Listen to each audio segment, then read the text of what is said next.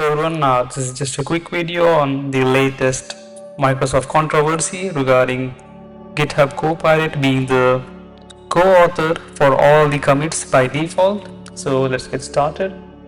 So by default, they have changed the co-author for some reason with the 118 release. So I'll just show you how to disable it.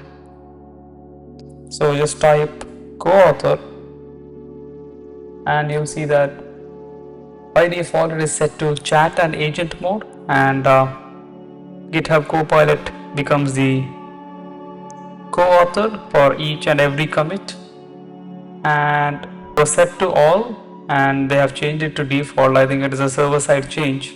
So if you don't want the co-author to be GitHub Copilot, even though if you are not using it, so just switch it to off and you're good to go. So this was covered by TechDregs. So I even didn't know they made the change and didn't include it in the release notes, and it completely went under my radar.